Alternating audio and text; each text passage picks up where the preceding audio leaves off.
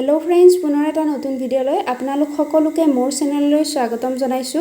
আজি মই লৈ আহিছো পনীৰৰ এটা ধুনীয়া ৰেচিপি। এই তৰকাৰীখন খাবলৈ বহুত বেছি ভাল লাগে, লগতে ইয়াৰ কালাৰটো কেনেকৈ ইমান ধুনীয়া কৰিব পাৰি তাকে আজি মই দেখুৱাব ওলাইছো। আশা কৰো আপোনালোকৰ ৰেচিপিটো চাই ভাল লাগিব। যদি ভাল লাগে তেন্তে লাইক কৰিব আৰু মোৰ চেনেলটো সাবস্ক্ৰাইব কৰিব এনে ধৰণৰ ভিডিঅ' পাই থাকিবৰ বাবে। বলকচোন মইনো কেনেদৰে বনাইছো চাই লও।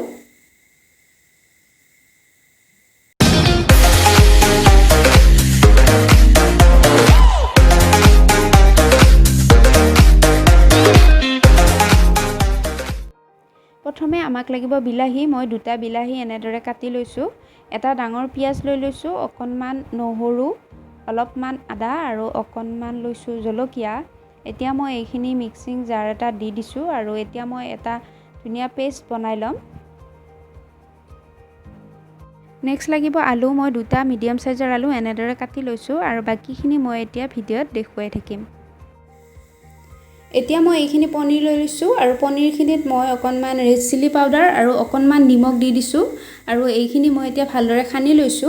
এয়া দেখিছে, এইটো কৰিলে পনীৰখিনি ধুনীয়া স্মুথি হয়, সেই কাৰণে মই এইটো কৰি লৈছো আৰু আপোনালোকেও এনেদৰে কৰিব। সঁচাকে বহুত ভাল লাগে তেতিয়া পনীৰবিলাক খাবলৈ। এয়া দেখিছে। এতিয়া মই গেছটো অন কৰি কেৰাহী এখন দি দিছো আৰু কেৰাহীখন ভালদৰে গৰম হোৱাৰ লগে লগে মই ইয়াত মিঠাতেল দিছো। এয়া আপোনালোকে লক্ষ্য কৰিছে মই আটাইখিনি মিঠাতেল এতিয়াই দি দিছো আৰু পাছত মই মিঠাতেল ব্যৱহাৰ নকৰো। এতিয়া মই গেছৰ ফ্লেমটো হাই কৰি তেলখিনি ভালদৰে গৰম হ'বৰ বাবে মই ৰাখি দিছো। এতিয়া তেলখিনি ভালদৰে গৰম হৈছে, আপোনালোকে লক্ষ্য কৰিছে নিশ্চয়। এতিয়া তেলখিনিৰ পৰা এনেদৰে ধোৱা ওলাই গৈছে। এতিয়া মই গেছৰ ফ্লেমটো অফ কৰি দিছো আৰু মই লগে লগে ইয়াত অকণমান হালধি গুড়ি দি দিছো। এয়া দেখিছে, আৰু মই লগে লগে যিখিনি পনীৰৰ পিচ আছিলে সেইখিনি এতিয়া মই ইয়াত দি দিছো আৰু এইখিনি মই এতিয়া অলপ টাইম ফ্ৰাই কৰি লম। মই পুনৰাই কৈছো যে মই গেছৰ ফ্লেমটো এতিয়া অফ কৰি লৈছো আৰু ইয়াতে যে মই যিখিনি নিমখ আৰু ৰেড চিলি পাউডাৰ খানি লৈছো সেইটো কৰিলে কি হয়, পনীৰখিনি বেছি স্মুথি হয়, খাবলৈও ভাল লাগে, লগতে এই পনীৰখিনিৰ ভিতৰলৈ ইয়াৰ মছলাটো ধুনীয়াকৈ সোমাই যায় আৰু তেতিয়া বেছি ভাল লাগে খাবলৈ পনীৰৰ তৰকাৰীখন। সেই কাৰণে এনেদৰে কৰি লৈছো। এতিয়া মই এইখিনি অকণমান টাইম ফ্ৰাই কৰি লম। এতিয়া পনীৰখিনি ফ্ৰাই কৰা হৈ গৈছে। এয়া দেখিছে, মই বহুত বেছি ৰঙচুৱা কৰা নাই, অকণমান কৰিছো আৰু এতিয়া মই পনীৰখিনি এটা পাত্ৰত উঠাই লৈছো। এতিয়া মই পুনৰাই সেই একেখিনি তেলতে আলুখিনি দি লৈছো। এয়া দেখিছে, এতিয়া মই এইখিনিও অকণমান টাইম ফ্ৰাই কৰি লম।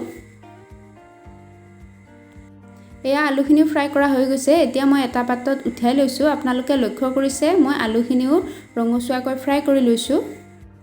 এতিয়া মই পুনৰ সেই একেখিনি তেলতে কেইটামান গোটা জিৰা দিছো, একদম কমকৈ দিছো আৰু মই লগে লগে এটুকুৰা দালচেনি, দুটা ইলাইচি আৰু দুটা লং দি দিছো আৰু এইখিনি অকণমান টাইম ফ্ৰাই কৰিছো আৰু গেছৰ ফ্লেমটো এতিয়া একেবাৰে লো ৰাখিছো। এতিয়া মই ইয়াত এখিলা তেজপাত দি দিছো আৰু লগে লগে মই বিলাহী, পিয়াজ, নহৰু, আদাৰ যিটো পেষ্ট আছিলে সেইটো দি দিছো। এয়া এতিয়া মই এইখিনি 2 মিনিট মান সময় এনেদৰে লৰাই ভাজি থাকিম আৰু মই গেছৰ ফ্লেমটো এতিয়া লো টু মিডিয়াম কৰি দিছো। এতিয়া এইখিনি 2 মিনিট মান ভজাৰ পাছত ইয়াত মই অকণমান জিৰা পাউডাৰ দি দিছো, অকণমান দিছো ৰেড চিলি পাউডাৰ।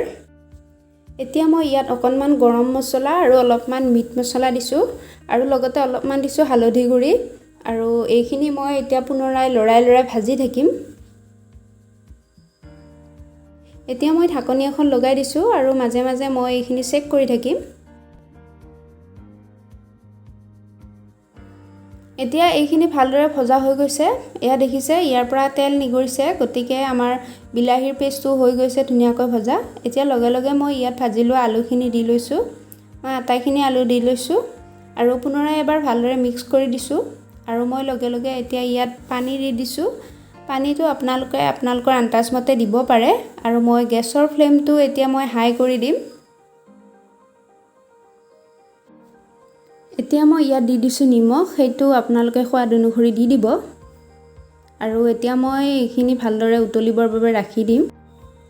এতিয়া এইখিনি ধুনীয়াকৈ উতলি গৈছে। এতিয়া মই হেতা এখনৰ সহায়ত এপিচ দুপিচমান আলু এনেদৰে ভাঙি দিছোঁ। এতিয়া মই এইখিনি পুনৰাই ভালদৰে উতলিবৰ বাবে ৰাখি দিছোঁ। এতিয়া এইখিনি ধুনীয়াকৈ সিজি গৈছে আৰু পানীখিনিও কমি আহিছে, গ্ৰেভিটোও ধুনীয়া হৈছে। আৰু একেবাৰে শেষত মই এতিয়া পনীৰখিনি এড কৰিছোঁ। আৰু পনীৰৰ তৰকাৰীখন বেছি সোৱাদ লগা কৰিবৰ বাবে মই একেবাৰে শেষত 1 চামুচ ঘি এড কৰিছোঁ। এইটো অপচনেল হয় আৰু আপোনালোকে বেছি সোৱাদ লগা কৰিবৰ বাবে এইটো কৰিব পাৰে। আৰু 1 মিনিটমান ৰখাৰ পাছত আমাৰ পনীৰৰ তৰকাৰী ৰেডি হৈ যাব। এয়া আমাৰ পনীৰৰ তৰকাৰী ৰেডি হৈ গৈছে। দেখিছে কালাৰটো ইমান ধুনীয়া আহিছে। আৰু আপোনালোকেও এনেদৰে ট্ৰাই কৰি চাবচোন। আৰু ভিডিঅ'টো কেনেকুৱা লাগিল জনাব। যদি ভাল লাগিছে তেন্তে লাইক কৰিব, কমেণ্ট কৰিব আৰু মোৰ চেনেলটো যদিহে নতুনকৈ চাই আছে তেনেহ'লে চেনেলটো ছাবস্ক্ৰাইব কৰিব। আৰু ভিডিঅ'টো শেষলৈকে চোৱাৰ বাবে বহুত বহুত ধন্যবাদ।